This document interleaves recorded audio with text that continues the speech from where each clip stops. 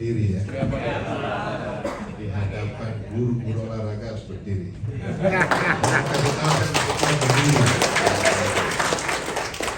Ya, Assalamualaikum warahmatullahi wabarakatuh. Selamat sore, shalom, salam sejahtera buat kita semua. Budaya, salam kebajikan, salam olahraga. Jaya! Salam Igornas. Solid, dahsyat, luar biasa. Saya senang, saya kira sudah diganti salamnya. Ternyata tetap. Ya, Pak Astef, olahraga pendidikan, Pak Heri Haju, yang olahraga andalan, Pak Budi Haryanto, Ketua Umum Kambidik, serta saudara Bapak, para peserta Rakernas Gornas tahun 2023 dan pengurus Gornas tingkat pusat. Saya diberitahu untuk datang bertemu dengan Ibu dan Bapak itu kemarin ya, bersama Kak Indra. Saya bilang saya sudah tidak di birokrasi, saya sudah swasta. Bukan swasta sih, saya sudah ngurus BUMN, ngurus bola. Kalau masih ada gunanya saya datang. Terus nih Kang Indra mengingatkan, Pak, Bapak itu pembina, jangan lupa. Iya, itu dia. Iya ya, saya pembina. Ya, sudah saya datang. Ketua Umum dan hadirin sekalian, kita berdiri sudah mulai hitung-hitung tahun, ya kan ya. Hari ini Rakernas, saya kira harusnya sudah ada progres, sudah ada program yang dimunculkan 1-2, tetapi itu langsung berkaitan dengan eksistensi Igornas. Pada saat saya masih menjadi menteri, saya sudah sampaikan ujung tombak pembinaan, ujung tombak prestasi olahraga itu di Igornas. Yang lain, tingkatan-tingkatan yang lain, estafeta melanjutkan itu. Jadi kalau di Igornasnya tidak jalan atau salah arahnya, maka pembinaan dan prestasi olahraga kita pasti juga akan salah. Dan Bapak, kita ada Perpres 86 yang harusnya itu menjadi panduan kita, dan sekarang ini dalam ujian apakah ini lanjut atau tidak, tergantung Pak Ferry, Pak Budi, Pak Indra, dan teman-teman yang masih berada di Kemenpora.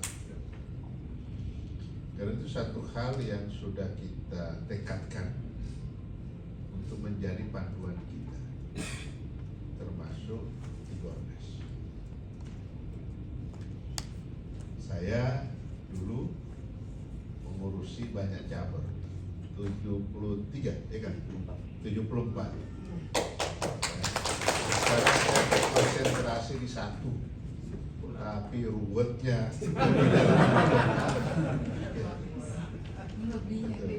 ya melebihi dari yang banyak itu. Kalau dulu hanya kebijakannya yang saya urus, sekarang sudah sampai urusan perkelahian, urusan tawuran supporter, penonton, dan lain sebagainya. Dan dulu saya tidak pernah berpikir mencari anggaran sendiri, karena Kemenpora sudah punya limpahnya. Sudah ada di Ferry, Pak Budi, dan sekarang saya harus mencari sendiri. Dan itu tidak sedikit. Mungkin cabang olahraga yang paling besar biayanya sepak bola. Tapi itu harus dilakukan, dan kita harus punya target.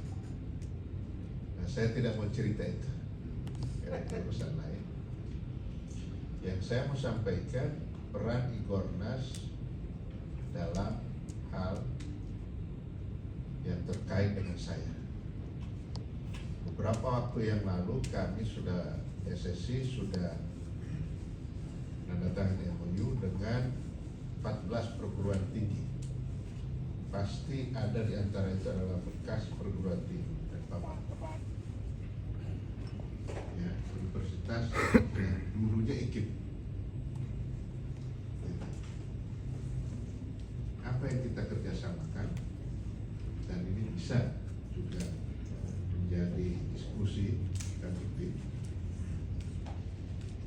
Kita inginkan setiap lulusan dari perguruan tinggi khususnya fakultas olahragaan, dia bukan hanya punya ijazah, tetapi punya kemampuan lain. Misalnya, sekali lagi, di cabang olahraga yang saya urus,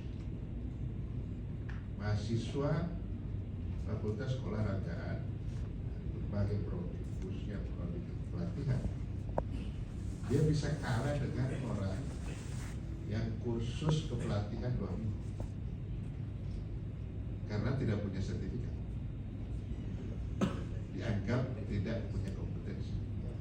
Padahal kan kita 4 tahun ya,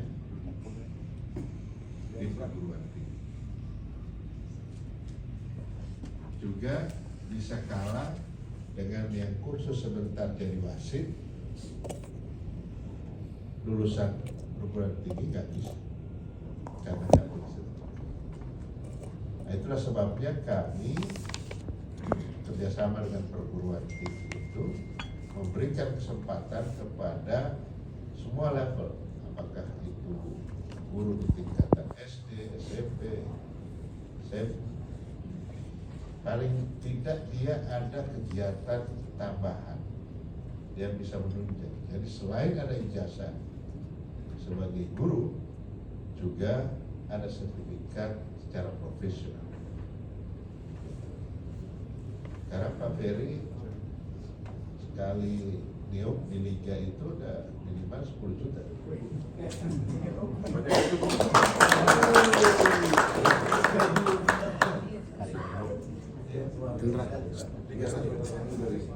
Iya, jadi itu saya mau memberikan belum pelatih, belum. Jadi Kang Dik, saya kira ini juga harus menjadi bagian yang didiskusikan di Igornas, terutama yang masih muda-muda sih. Jadi kan jam mengajarnya sih berapa jam, kan nggak penuh setiap itu. Di luar itu ada kesempatan, dan kami dari PSSI membuka itu. Gitu. Jadi wasit basket, jadi wasit volley, jadi pelatih basket, jadi pelatih. Di samping tugas utamanya sebagai guru. Gitu. Jangan ditinggalkan tugas itu tetap. Gitu. Sebagai guru olahraga, tetapi ada tambahan pekerjaan yang sesuai, tidak akan jauh lari. Itu. Nah, ini kita memikirkan terus bagaimana nasib dan kesejahteraan dari para tenaga keolahragaan. Saya dengar di tempatnya Pak Asder Budi sudah mulai dibuat standarisasi ya, sehingga seperti yang saya pernah sampaikan di awal-awal,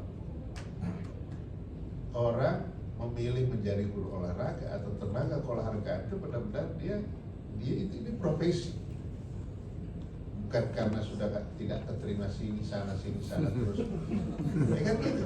Iya. Nah, bahkan saya berharap semua guru olahraga punya potensi untuk menjadi kepala sekolah.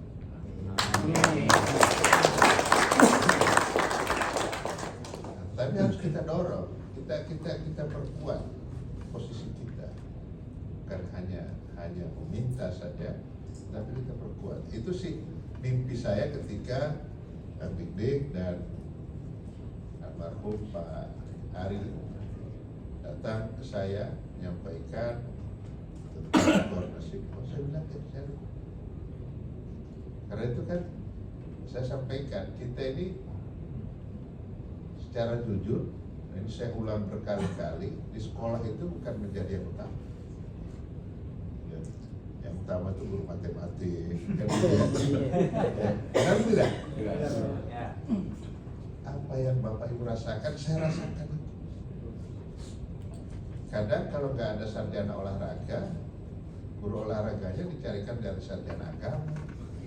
Ya, ekonomi, karena jamnya sedikit, ya gak cukup. Nah kita harus roba itu, Nah, Dik baru saja hadir dengan Bapak Presiden, nanti dia akan cerita kabar baik apa gitu ya. Di Hari Guru. Nah, saya mengucapkan selamat Hari Guru.